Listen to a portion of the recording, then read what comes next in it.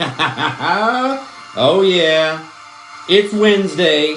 I'm wearing a red blazer that I found in the closet. Matt, you have that many blazers? Yes, I do. Oh my goodness gracious. Feeling fly, looking fly. It's the Matthew Rayburn Show. I'm so glad you're here, but I'm feeling it swelling up. I'm feeling it begin. Matt, what are you trying to begin? The show. Oh yeah, oh yeah. Wow. You guys doing good? Oh my goodness gracious. I'm in a continual state of betterment and a positive force for good. My name is Matthew Rayburn and I'm so thankful for you watching. So thankful for you listening. Let's dance. If you're listening to the Matthew Rayburn Show, I apologize you can't see these phenomenal dance moves, but if you're watching live on Facebook, you can. Dance with me.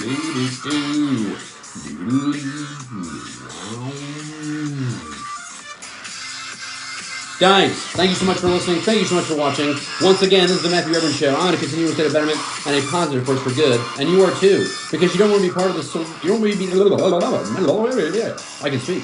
You don't want to be part of the problem. You want to be part of the solution here on the Matthew Rayburn Show. Let's begin.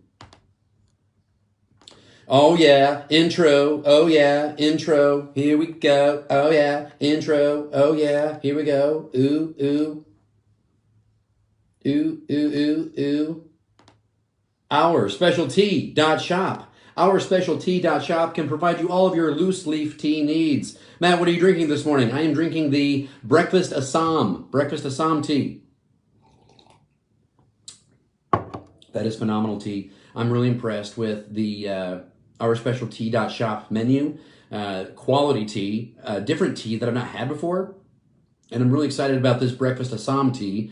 If you enjoy breakfast blends, this would be an ideal choice for you. This type of tea leaf is used as the main ingredient for most high-end breakfast blends.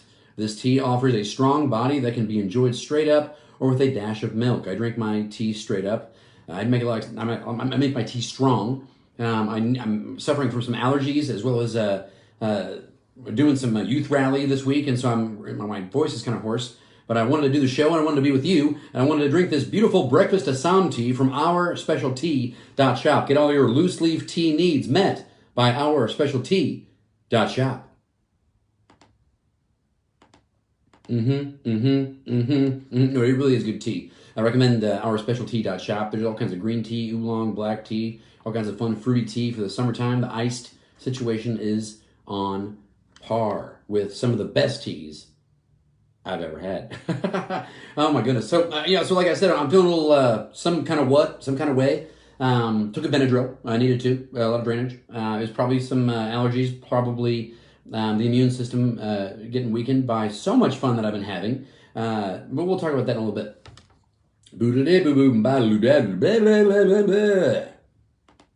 That's how we do the show. Wink. Word of the day. You have to use your words, otherwise you're going to lose your words. I like to expand my vocabulary. I like to sound intelligent. I don't know who would want to sound stupid. That's an interesting thought. Anyways, perfunctory. Perfunctory is the word of the day. How do you spell it, Matt? Perfunctory. Perfunctory. Perfunctory is the word of the day. It's an adjective. Perfunctory means... Perfunctory is used to describe something that is done without energy or enthusiasm as a duty or out of habit. Let's use it in a sentence. Clearly exhausted, after a long day on her feet, our server gave us a perfunctory greeting before taking our drink orders. Let's do another one. The pastor is trying to wean off the caffeine from his coffee intake, and so he preached with perfunctory performance. Okay. I never want to have a perfunctory show. I don't want to have a perfunctory life. I love to say perfunctory. I think perfunctory, the way it's spelled, Perfunctory, would be great in cursive on like a baseball tee. Actually, that sounds great. Perfunctory would also be a great improv group name. That spirit is in my heart recently, and I'm starting to, the cup runneth over type thing. It's coming out of my mouth because I'm thinking about it so much. Yes, I want to get back on stage and do some improv. Help! No. Perfunctory is the word of the day. You got to use your words, otherwise you're going to lose your words. Once again, perfunctory is the word of the day. Don't have a perfunctory life. Come on, man. Did you like that? Did you like that? Boop, boop, boop, boop, boop, boop, boop, boop, boop, boop, boop, boop. There's transitions that I build in when you listen to the podcast, the audio part. But when you're watching the Matthew Rayburn Show, these are my actual transitions. You know, it just gets sillier. You know, you never know. You never know. You never know here on the Matthew Rayburn Show. Oh, we got to click on this, to click on that. National Day. You got to celebrate life, and it's easy to do so when you go to nationaldaycalendar.com. Best Friends Day. How many best friends do you have? You can have more than one, okay? We're not children here. And then different best friends can help you do different things in your life. You can have a different best friend that's bad. You know what I'm saying? Like your bad best friend, like the one that gets you into trouble. Am I that guy? Anyways, so, what's that thought? But I have good best friends that keep me grounded, keep me close to God, and keep me accountable, which I love those best friends. I have some best friends that I don't want to go on vacation with. I have some best friends that I would love to go on vacation with. I have some best friends that I would like to date their sister. Wink. No, that's weird. But it's not weird because I'm a man of God. And I'm looking for a woman of God. And, you know, what did we talk about before? How out of the abundance of the heart the mouth speaketh. My goodness, it's just spilling forth, just spilling. Now, are you doing the National Day segment? I am. It's National Best Friends Day, June 8th, 2022. Honor your closest and dearest friend on Best Friends Day. The relationship between best friends is often fierce and can withstand distant storms and silence. That's true. That is a true thing. Wow, that's deep. Because there's best friends that I've not contacted in a while, but have recently because I was going down in my contacts on my phone. Was like, oh, ooh, well, I'm going to contact them. And guess what? The relationship's back on, and we're having a great time, and God bless that situation. When it comes to best friends, they run a gambit. Yeah, hey, a gamut. I thought it was gambit. I don't know. We got to do that word of the day segment. Anyway, they may be exactly like us or our complete opposite. According to a Pew Research poll, 98% of teens have one or more close friends, and 78% of them say they have 5 close friends. Oh, that's nice. It's good to have friends. It strengthens your reality. I have many individuals that are assets to my reality. I love my friends dearly. And also, if you want to make friends, you got to be a friend. So be nice first, and then you can make friends. You know, be kind, give compliments, do favors, be there for them, supporting physically, mentally, and spiritually. Be a friend. It's National Best Friends Day. It's also National Oopsie Daisy Day. Oopsie daisy. Did you say oopsie daisy? I'm not saying oopsie daisy after you fall or see a child fall. Oopsie daisy. I thought it was like to relieve the situation, to not make it so daunting. To even if they have a scraped knee, even if they're crying, you say oopsie daisy to relieve mental pressure on the situation. I guess use hashtag Oopsie Daisy Day in your social media posts today. But Oopsie Daisy Day has nothing to do with what I mentioned prior. Each year on June 8th, National Oopsie Daisy Day is set aside to encourage you to face the day positively and to get up gloriously, gratefully, and gleefully each morning. It sounds like you'd be in a continuous state of betterment. It sounds like Oopsie Daisy Day belongs on the Matthew Rayburn Show. That's why I'm enjoying this day. Every day is a gift. If we remember that as we rise up each morning, it will help us to carry out a good attitude throughout the day, whatever that day brings us. That said, how to observe Oopsie Daisy Day. Leave an anonymous note encouraging someone to have a great day. Make a donation to a food pantry for your favorite charity. It doesn't matter if it's large or small. Every little bit helps. A single can of corn or 20 bushels of corn. You choose how much corn you want to give on Oopsie Daisy Day. Call a friend that you haven't spoken to in a while. It's also National Best Friends Day, so you want to keep that thing going. You want to keep that relationship going. You want to keep that healing going. Once again, use hashtag Oopsie Daisy Day in your social media posts today. Let's talk about this one. National Name Your Poison Day. Yes, it's June 8th, and use hashtag Name Your Poison Day. National Name Your Poison Day on June 8th places a few options before you, challenges for you to choose. In this case, the idiom can be a cautionary one, or it could be your bartender's way of asking what you want to drink. Choose your poison. Booze is poison, and so as I read the history here, it goes through the temperance days when it was the abolitionist situation before the 21st Amendment, and all that said is because they had signs that said it was poison and it was poisonous and you're poisoning your body. It became a nomenclature and a joke that when you would go choose to drink, you would say, "What's your poison? Name your poison." And so people would begin to name their poison, whether it be whiskey, whether it be beer or wine. I wanted to talk about one of my favorite cocktails. This cocktail is called Last Word. It's an older cocktail from that particular time. It consists of 1 part gin, 1 part green chartreuse, which is a delicious liqueur. It's really interesting and real interesting flavor. 1 part lime juice and 1 part maraschino liqueur. That's the sweet part. I enjoy the Last Word. It's a great cocktail, and so if I were to be asked what name your poison, I would say Last Word. National Day. You got to celebrate life, and it's easy to do so when you go to nationaldaycalendar.com. Ooh, baba, ooh, baba, ooh, ba, ooh, ba, da, ba, ooh, baba, baby, ooh, baby, ooh, ba, ooh, ba, ooh. Let's do a commercial. Kingdom Landscaping. Kingdom Landscaping can provide all of your landscaping, hardscaping needs. Call Austin Moxley at 317-296-3974. That is 317-296-3974. Austin Moxley is an asset to my reality. He's a beautiful individual. He's a strong man mentally, physically, and spiritually. He can help you with all your landscaping needs. He'll give you honest estimates. He'll give you great work. The artwork that I've seen him create is quite immaculate. I'm really impressed with the stonework that he chooses, and then he can fit in your budget with the pathways, with the shrubbage that I've seen him use in the show. And it's live. It's a live show. And so now I got to go back to the internet because everything's connected, and I'm still being recorded. Fantastic. Once again, this is live, real, and raw here on the Matthew Rayburn Show. And Austin Moxley is a beautiful individual who understands that and how I do these commercials live. Once again, call Austin Moxley at Kingdom Landscape. Kingdom Landscape for all your landscaping needs. 317-296-3974. Landscaping. Austin Moxley. Kingdom Landscaping. Sorry about that phone call, everybody. It's just live or on real here in the Matthew Rayburn Show. La, la, la, la. That's weird. You know, sometimes you get meek. Sometimes. It happens like that. This tea has got me caffeinated. That is beautiful tea. This breakfast Assam, I made it a little too strong. I'm feeling it. I'm feeling it. Drink some more. I'm going to drink some more of that. That's good tea. That is good tea. Let's do this one. All right. Weird news. I love weird things and I love news, and together it creates the weird news segment of the Matthew Rayburn Show. Let's read the headline. Bilderberg meeting underway. Now, this particular article was made last week, but it's a 4-day event, and I'll explain as we go on. Here we go.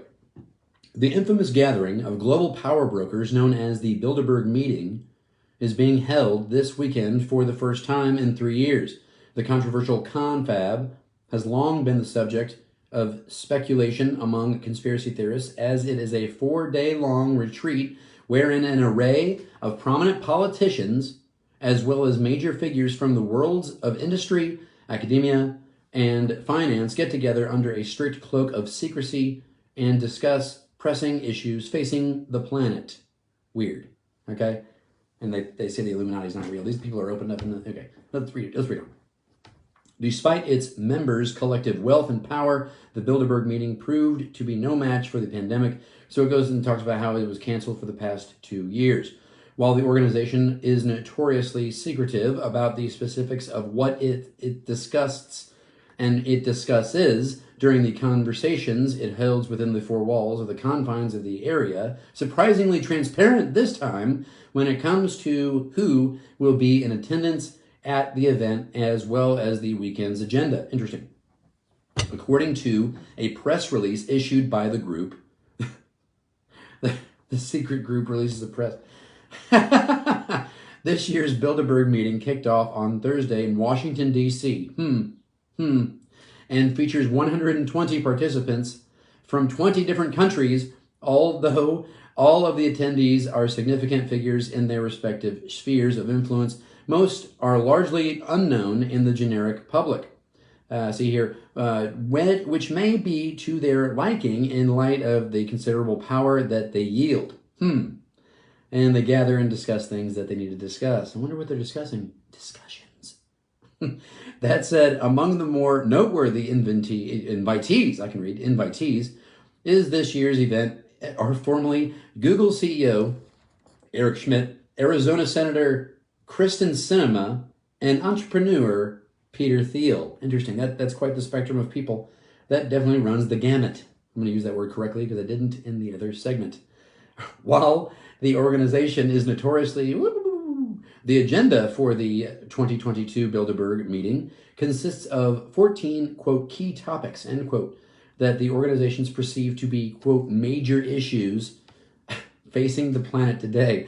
Among the subjects set to be explored by the group are geopolitical realignments, NATO challenges, disruptions of the global finance system, and fragmentation of democratic societies.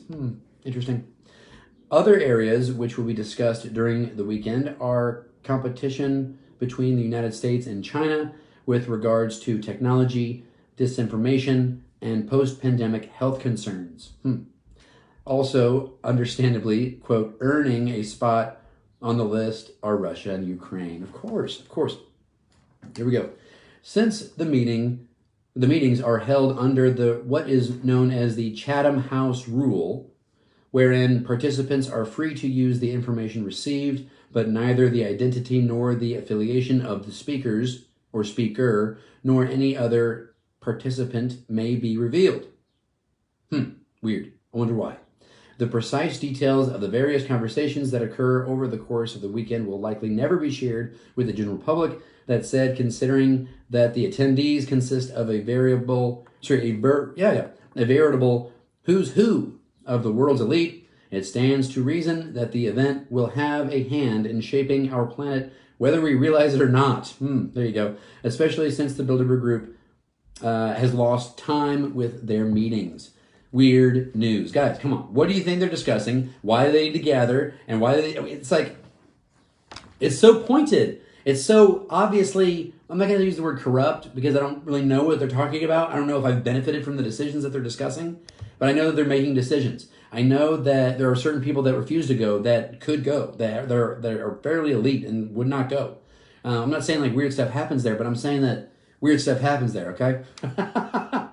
Oh my goodness. Bilderberg Group's back, guys, okay? Weird news.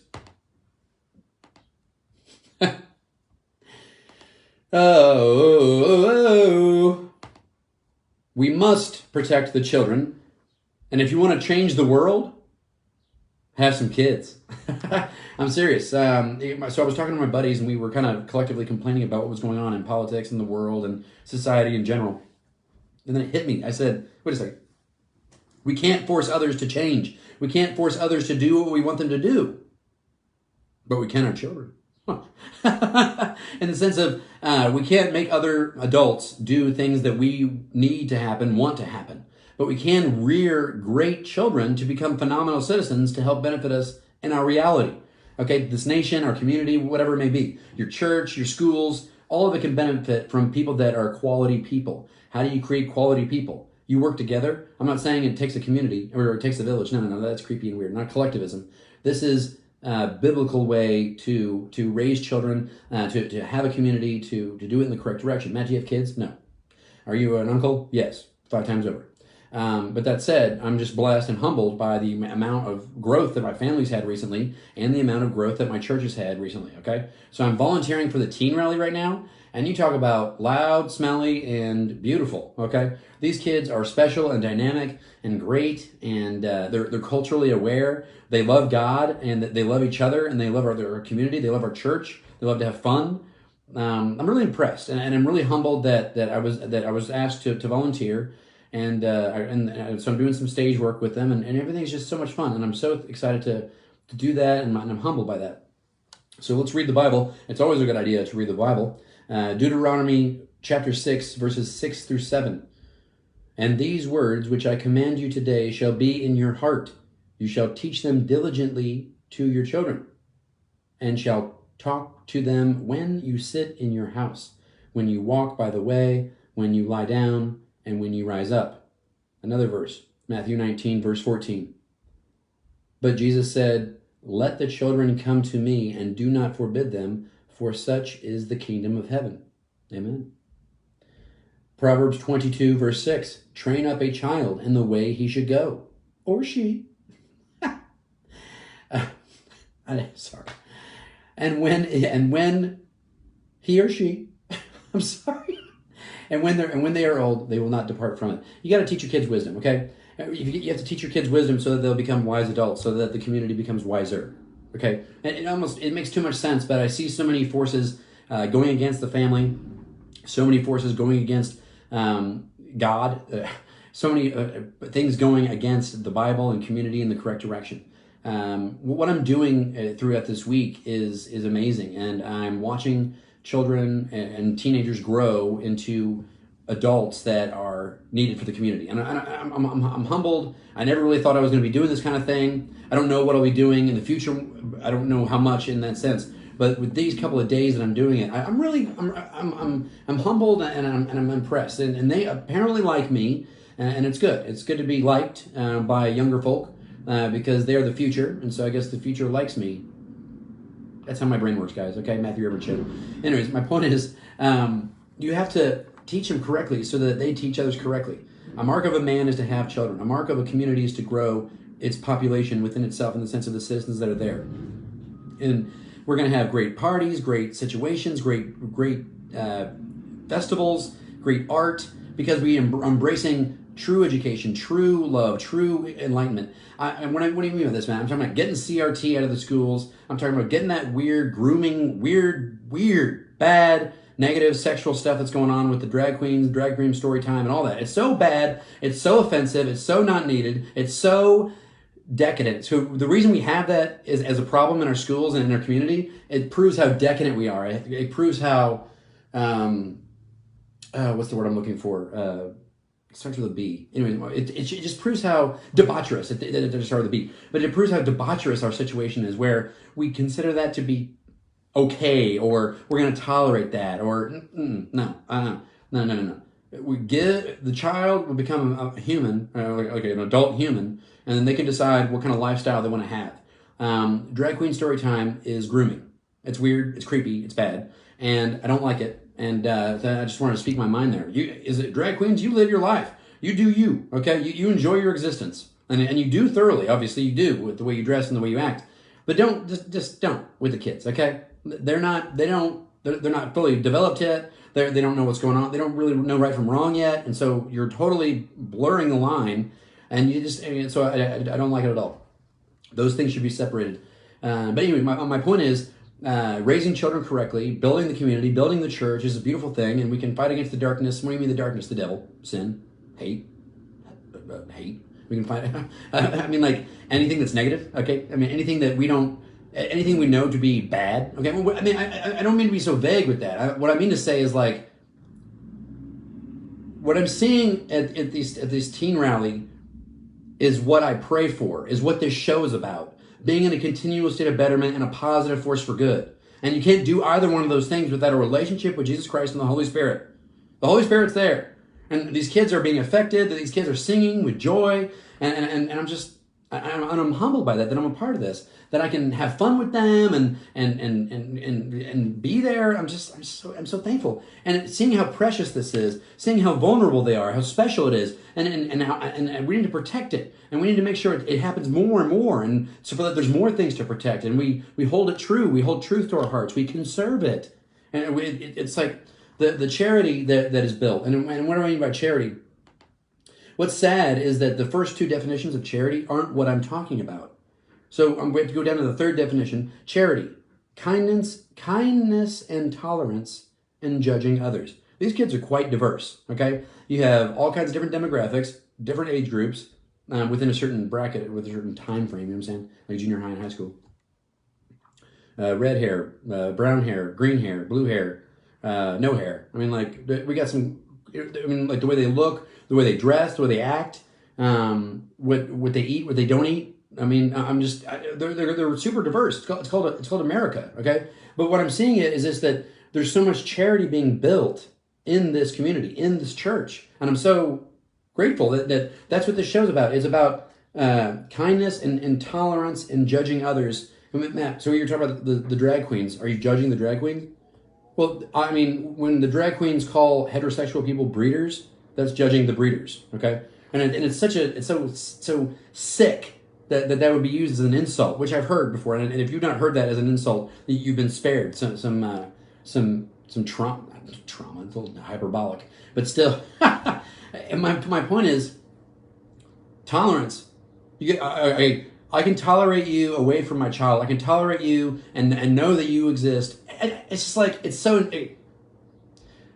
That's sexual. Being a drag queen is not about education.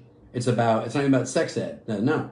It's about expressing yourself in a way that you feel that is not biblical. Expressing yourself in a way that you feel that is against the norm. Okay? It shouldn't be the norm. It shouldn't be looked up to or aspired to be. Man, I feel bold today. And I mean to be real. And I know this is being recorded, and I know I'm live on Facebook, and I know I'm recording on Anchor.fm, and it's going to be on Spotify and Apple Podcasts. Please give me 5 stars, like this video, share this video, comment down below. I'm just like, protect the kids. I mean, like, if you want to change the world, have some kids. And then, protect them. Matthew Rayburn Show. That's how I feel. How do you feel? Comment down below. Share this video. I'm serious. I'm also a bit hangry. Wink. Matt, are you serious? Yeah.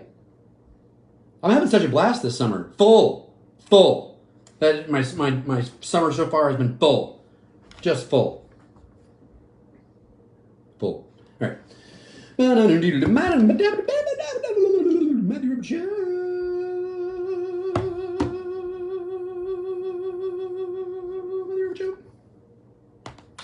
Guys, so thankful that you joined me today.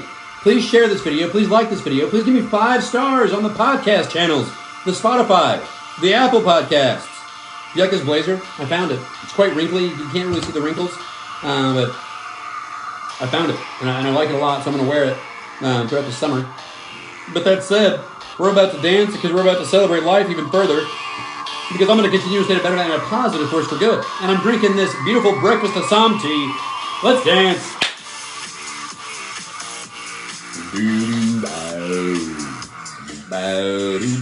Oh yeah. Matthew Rayburn Show is about being in a continuous state of betterment and a positive force for good. And you can't do either one of those things without a relationship with Jesus Christ and the Holy Spirit. Please like and share this video. Please give me 5 stars on the podcast. Please give me a review. Please comment down below. Let's build this show. Let's build this community. Let's build this fun. God bless you. God bless America.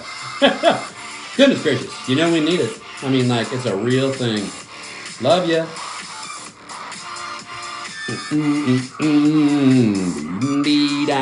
Wow. Guys, thank you so much. Have a great day.